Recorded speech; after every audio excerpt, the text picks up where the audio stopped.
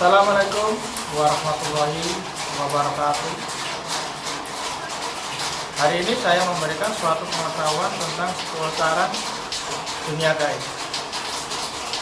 Banyak orang-orang yang menanyakan kepada saya, bagaimana cara menghadapi gaib, bagaimana cara menghadapi serangan-serangan gaib, supaya kita aman. Dalam arti aman itu kita tidak diserang. Apakah kita menggunakan tameng gaib yang kuat? Apakah kita menggunakan pengisian?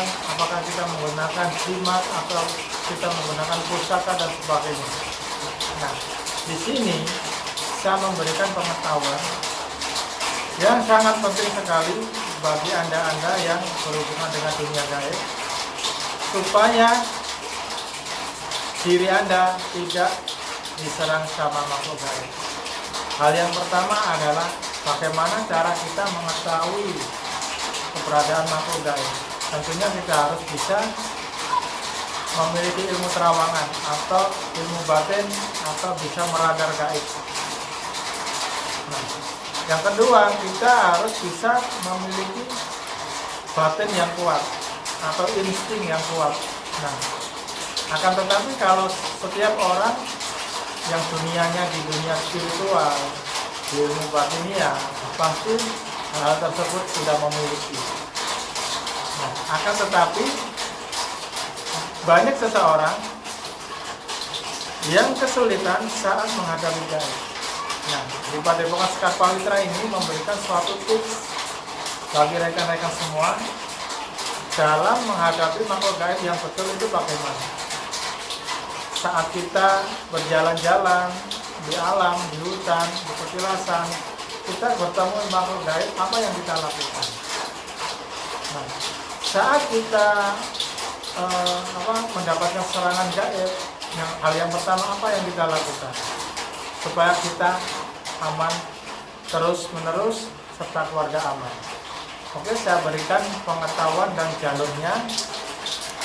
Yang pertama, saat kita bertemu dengan makhluk gaib, jangan sampai melukainya, jangan sampai menyerangnya dengan kita membaca doa-doa pagar gaib atau doa-doa penghancur gaib. Misalkan ini, saat kita bertemu sama sosok gaib, entah itu bentuknya serem kayak genderuwo atau kuntilanak atau buto hijau.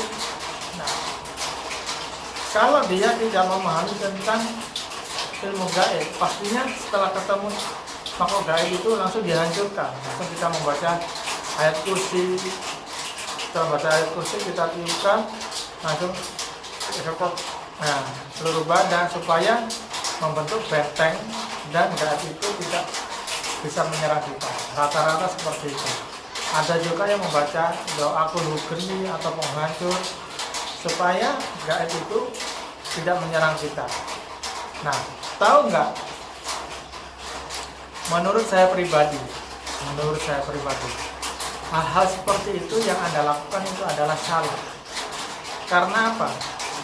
Jin bentuknya jelek, serem, berbentuk genderuwo, kuntilanak, buto dan sebagainya, itu adalah makhluk Allah.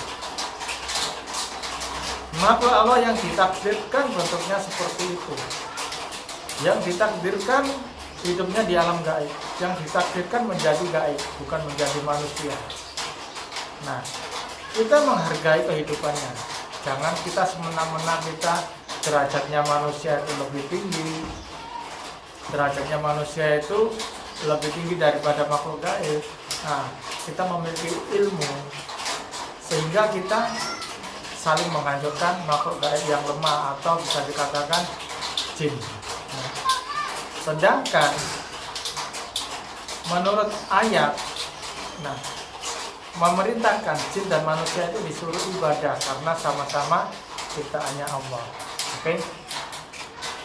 Menurut saya pribadi, saat kita bertemu dengan makhluk gaib, misalkan ini, kita bertemu dengan makhluk gaib yang bentuknya serem, genderuwo, matanya merah, ada taringnya, berbulu besar dan sebagainya, memandang kita, melotot dan sebagainya.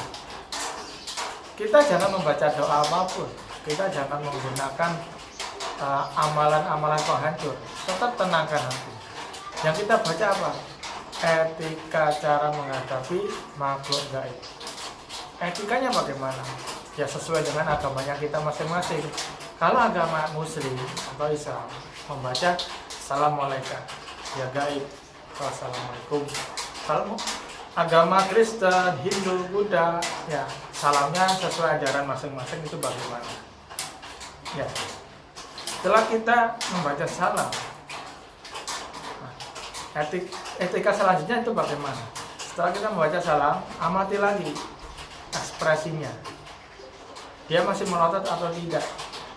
Nah, dia berubah wujud apa tidak? Kalau misalkan masih melotot atau belum berubah wujud atau tetap seperti itu, tetap serem. Ya.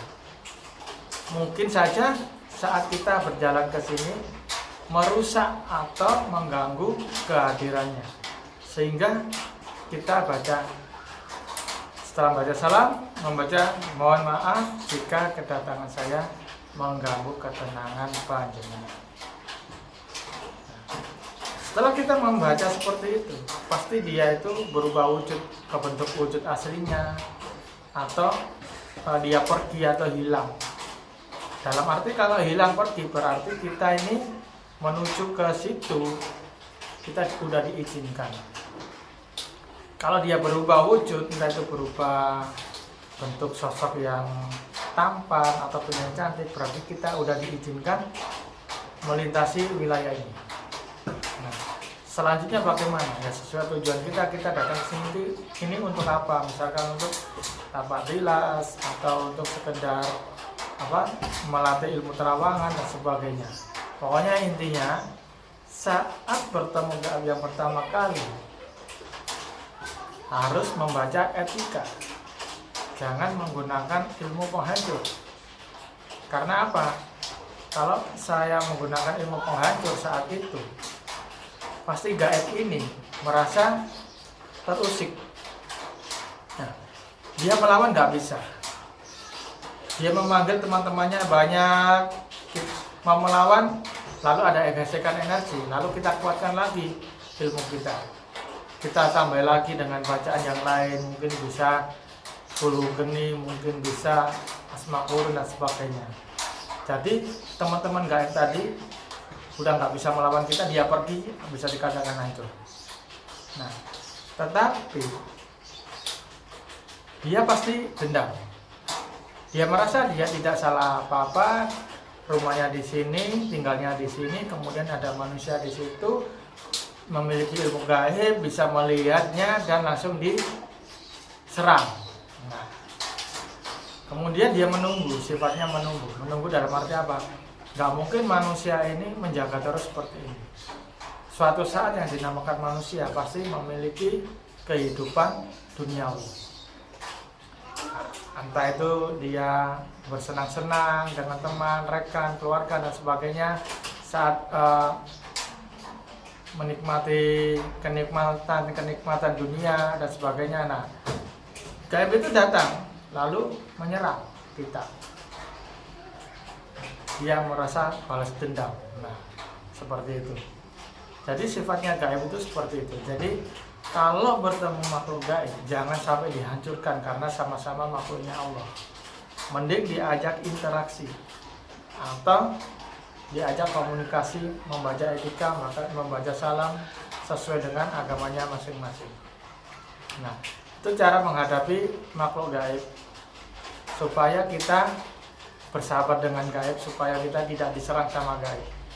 Bila kita udah beretika dengan makhluk gaib, pasti makhluk gaib itu tidak menyerang. Itu saya jamin. Nah, lalu bagaimana kalau menghadapi serangan gaib padahal kita tidak salah? Kemudian ada seseorang ahli spiritual menggunakan gaib menyerang kita, karena ahli spiritual itu mungkin dibayar sama manusia. Bagaimana cara menghadapinya? Nah, seperti itu. Oke, saya jelaskan. Nah, kalau kita ada tamu, istilahnya itu tamu ya, serangan gaib itu istilahnya adalah tamu. Kalau kita ada tamu, kita sambut aja dengan baik. Misalkan ini di rumah kok hawanya panas, terus ada yang sakit, diperiksakan nggak ketemu penyakitnya. Nah, pasti ini ada unsur X atau unsur gaib, pasti ini ada yang menyerang.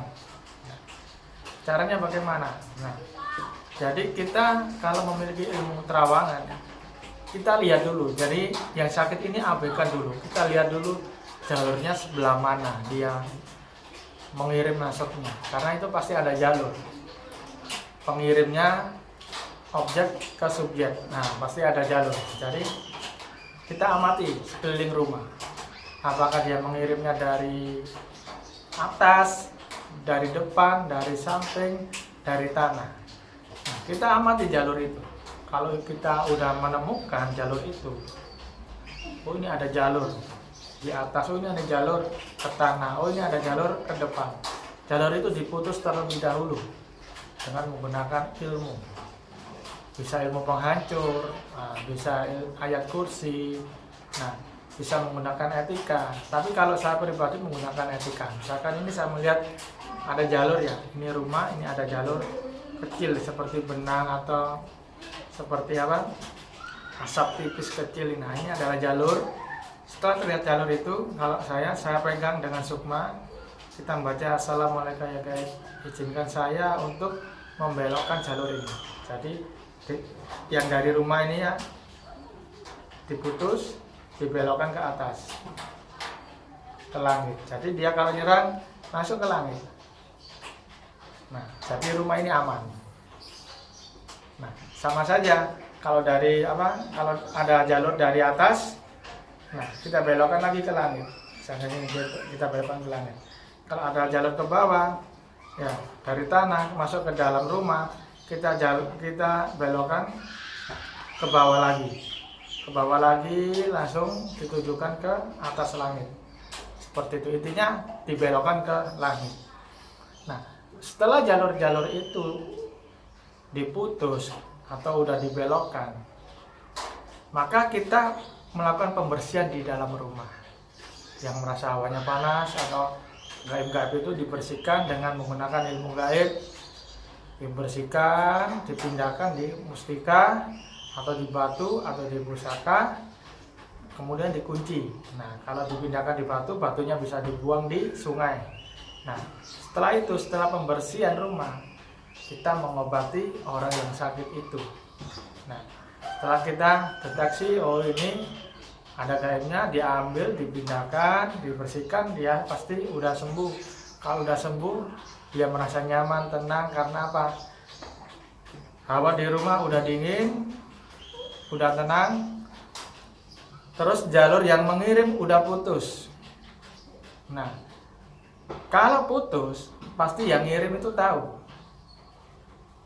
Kok nggak bisa nyerang? Oh berarti ini jalur saya ini putus. Dia membuat jalur lagi. Nah, kalau dihancurkan, diputuskan ya.